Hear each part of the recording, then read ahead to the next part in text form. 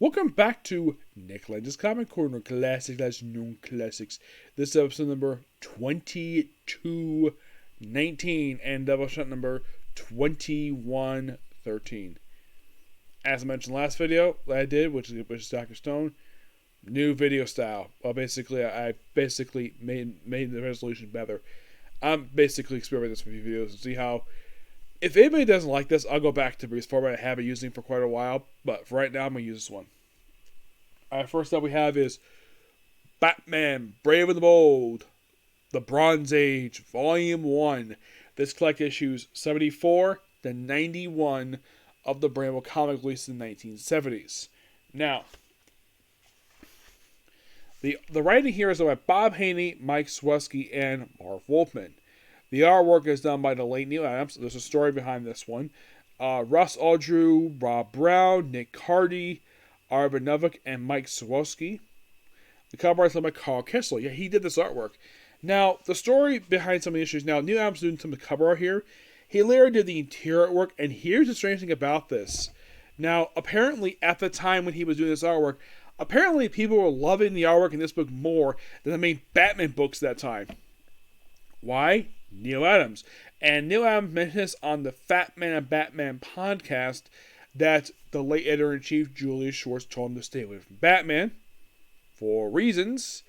He never went into exactly what was the reason why he told him to stay away from Batman, but he's like, oh, they think the best Batman isn't Brave and the Bold.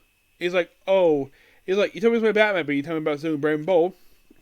So, also the book, he also had it where later on, we took over as the artist book. He first used these whirly bats, these little mini helicopters, and later on he switched to more practical gadgets. Excuse me. As is now, this is basically 74. From what I know about it, was the start of the Batman team-ups of the book. Now, Batman began appearing occasionally. The book became a team-up feature, a team-up book with issue 50. When they had Aquaman and Martian Manhunter do a team-up. Yes, those two. And you might be curious, though, did these two ever do a team-up story ever again? Did their solo books cross over each other? Nope. Never did. I do not know the reason for it, but that's basically what happened here. Now, the first team-up, now they have various team-ups here. Now, these issues released from, let's say, the Bronze Age, this was released in the late 60s. We have October to November of 1967, and we conclude with August 7th of 1970. The first one has the first of many team-ups with the Metal Men. Yes, I say frequent because for some strange reason DC loved it when our Batman teamed up with the Metal Men. So, he did Metal Men. He did this several times. At one point, he even tried to arrest them in store because of being corrupted. Here, they're basically they're just basically standing around doing nothing. Yeah, but this is the first of many times. If you look up how many appearances they made here, oh my gosh, it's like they appeared in 50% of the damn book. That was the first issue. That was 74 and 75. He teams up with the Spectre. And I believe this issue was also collected in, I think it was a couple times in this book, aside from here. I think it was also collected in Showcase Presents Brave and Bold. And I believe it was also collected in I think it was Showcase Presents The Spectre, I believe it was. There's even a Phantom Stranger story in here, which I remember seeing in the I think it was the first volume of Showcase Presents Phantom Stranger. The one where Dr. 13 shows up and they try to stop this cult when they come to town. Yeah. This issue here is basically Batman the Spectre taking out some Japanese character who's got these powers. Yep.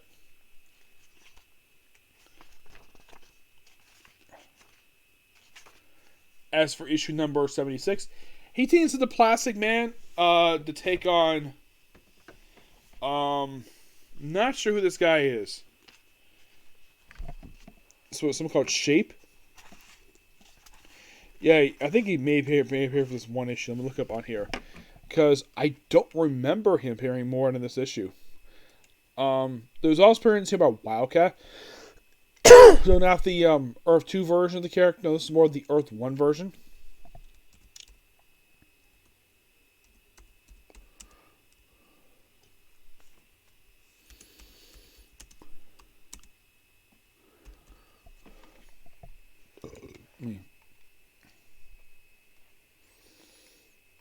Oh, he's called Molder.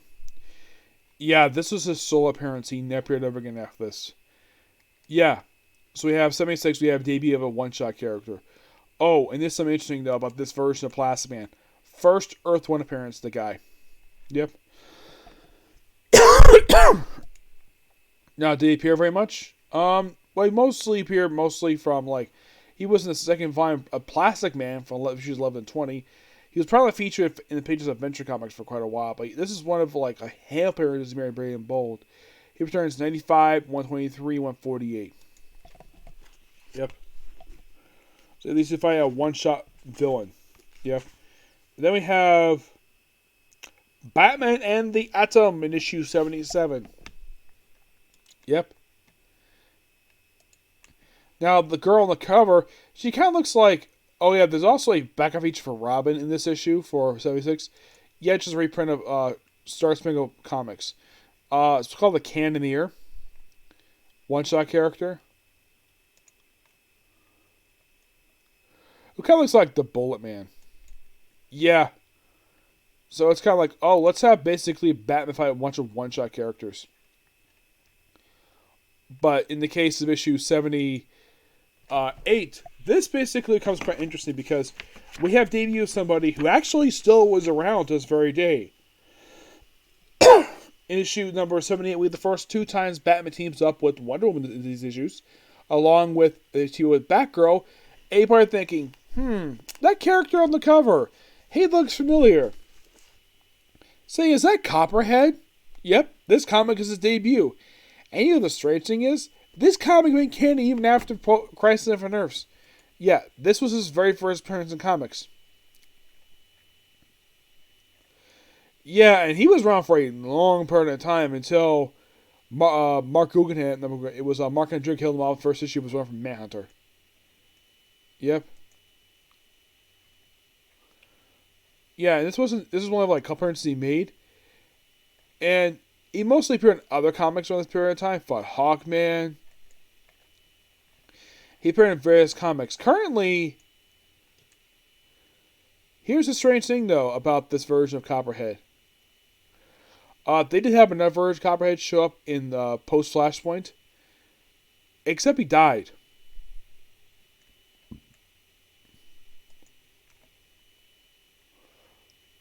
Yeah, he died.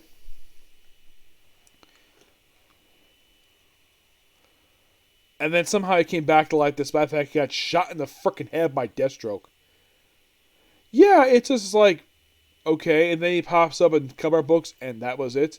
The second one, who by the way was based upon the Arkham Knight for the Batman Arkham Asylum series, who they brought in the comic as like Arkham Knight, she appears sporadically. She basically was a villain in Josh Williams' one for Flash. Yeah. But yeah, first appearance. Now, if you guys Wonder Woman basically in this classic attire, excuse me, and a complete different outfit. But yeah, Copperhead, just an assassin. And then issue number 79, he teams up with Deadman. Not exactly a frequent team character, but he does team with him in this book.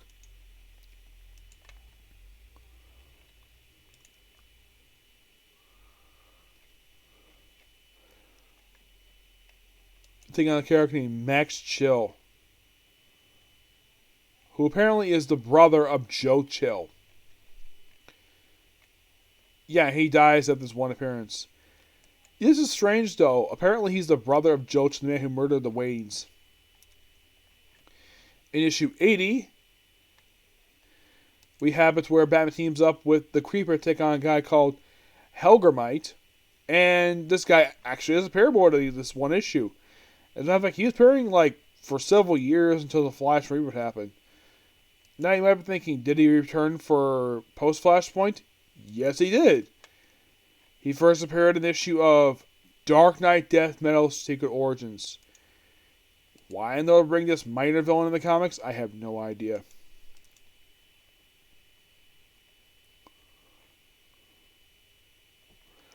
'81 teams up with the Flash guy called Bork, who actually is still around this very day. Let's see.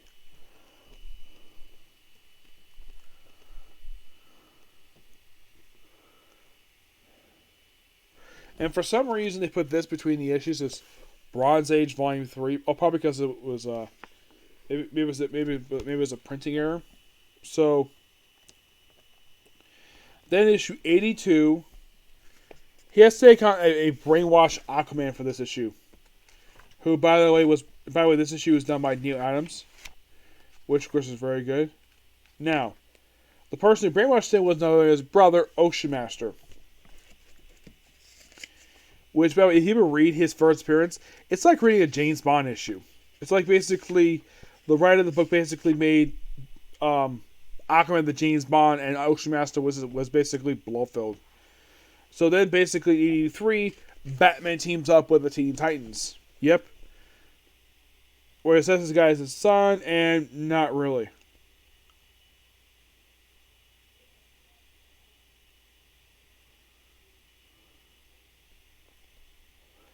Yeah, of course, it started with basically in this oil company. Our company faces crisis, an incredible truth. We'd be routed millions for every barrel pumped in Texas. Only a teacup full reaches our refinery tanks in Gotham. Wayne, you're the chairman's board. Make a thorough investigation or resign. Right. Stark's right. Gentlemen, please. I have already engaged a team of top investigators to clear the mystery within this hour. Meeting is adjourned. And oh boy, this guy claims to be Bruce Wayne's son, but not really. He's not really Bruce Wayne's son at all. He's just basically a kid who claims to be Bruce Wayne's son.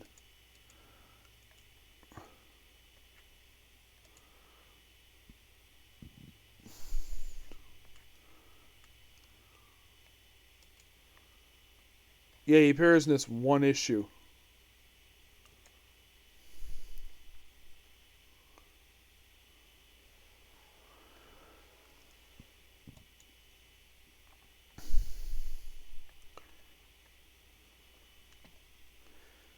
Yeah.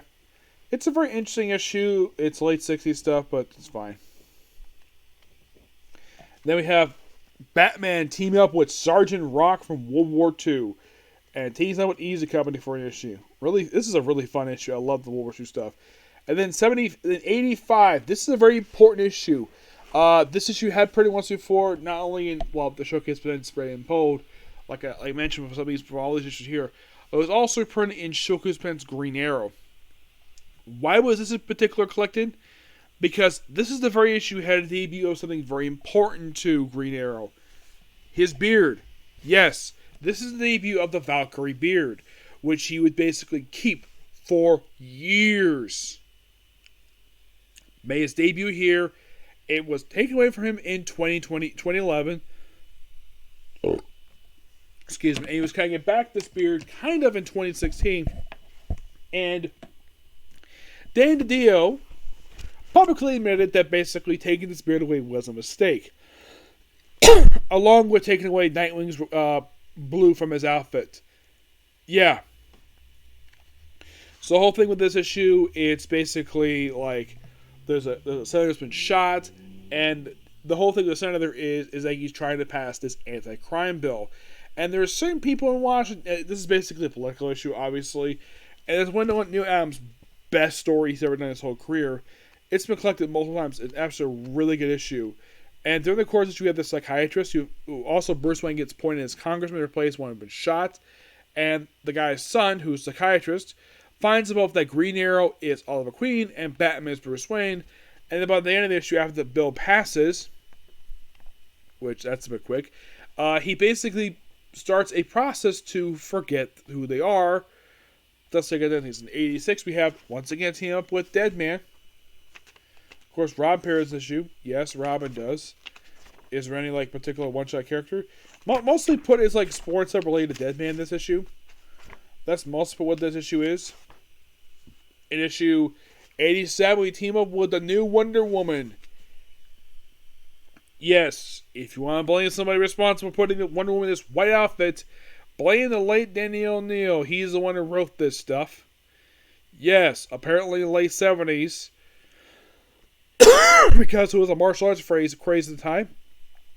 So DC higher ups at the time decided to take away Wonder Woman's powers and just have her keep her basically to keep her bracelets and keep her lasso and put her in this jumpsuit for a few years. And also, her book came once every 2 months. Oh yeah, by the way, this whole run is collected in trade, and they even put this one issue of Brave and the Bold in there, which she guest starred in here as sort of promotion for that. And then we have 88, which I believe this was the first appearance of the Earth 1 Wildcat. I say first appearance of the character because here's the strange thing.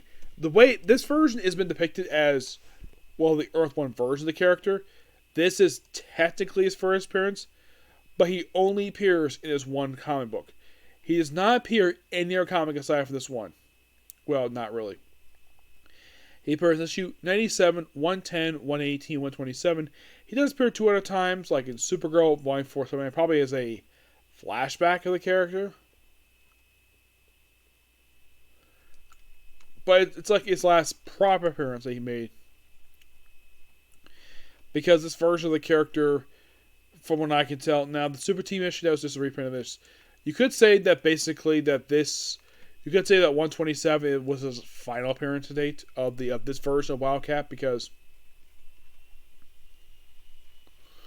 well, he doesn't really, this version there appears again, because the way this one is depicted is that there's no mention of the JSA with him. None. Aside from the fact he's a former heavyweight boxing champion, and the fact that he's Ted Grant, this version, he has nothing in common with his Earth 2 counterpart at this point in time. And the version who went forward post-Crisis on Infinite Earths was not this version, but the Earth 2 version.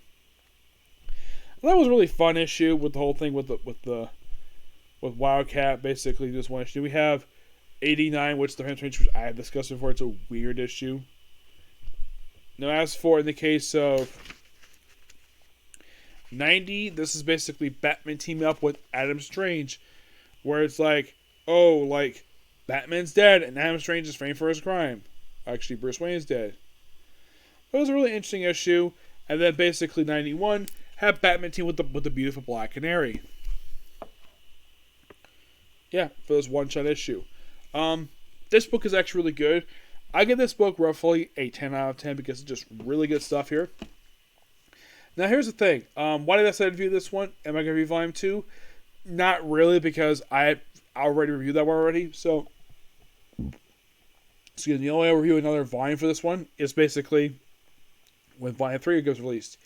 Now, if you're curious, though, this went on to issue 200 for the book. Yes. Now,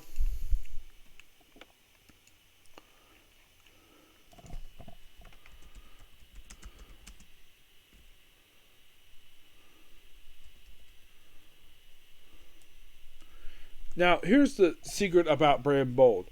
Originally, it was like a fantasy book for the first, 24 issues. And then from 25 to 49, it was a tryout book. 50 became basically the team-up book.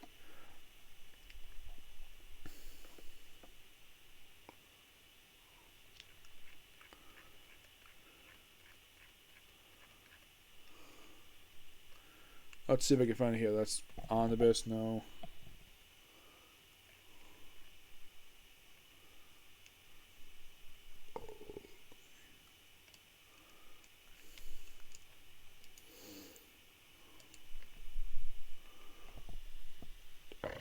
Now, when this one went to issue 31,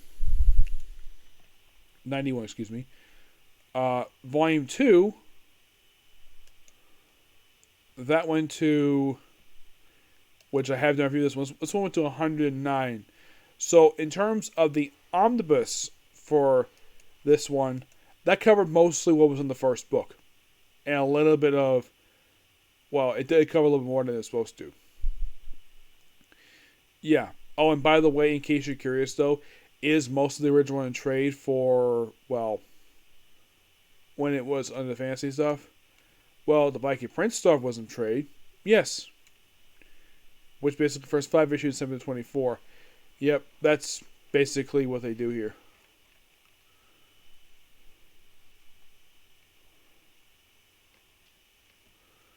Yep. So, next up is going to be, sadly, the final trade, the collect issues from this series. This is Batman Ghost by Sam Keith. This is the final trade for the collect issues from Batman Confidential. Yes, I'll give my final thoughts on this series once we're talking about this trade here. This is, of course, written and drawn by Sam Keith. This collects Batman Confidential 40-43, along with a previously uncollected miniseries, Batman Lobo. It was a Batman Lobo Deadly Serious. My only guess is the reason why DC included that miniseries in here, because Sam Keith did that book too. This is mostly put Batman deal with ghost stuff. Now, I have no problem with Sam Keith as a writer. I love his backgrounds, but my gosh, the biggest thing I don't like about Sam Keith when he does Batman is the bat symbol. Yes. Now he's good at drawing. Now this is how his artwork looks. It looks very cartoonish. Yes, and with those long bat ears, you think, oh, is this Kelly Jones? Nope, it's a completely different artist. My biggest problem with him is how he draws the bat symbol. Yes. Here's the thing about him as bat symbol. This looks very lazy. That's just my opinion anyways. But here's the strange thing though. Sam Keith does this style with the bat symbol. This is the biggest problem I have with his artwork. Is the bat symbol. When he draws Batman. I mean, he draws them, like, fine. It's the bat symbol. That's the one part of basically he draws Batman that looks the most laziest. It's just basically just Batman dealing with ghosts. These entire 4 issues. I mean, it doesn't really fit the whole mode of basically Batman Confidential. There's no first in this one, not really. It's just basically kind of like a horror story. Done by Sam Keith. The other one just basically about Demons of Lobo. For separately, this is probably another thing that DC put in Batman Confidential. Because the whole point of this thing is the sort of a continuation of the style they have from Legends of Dark Knight.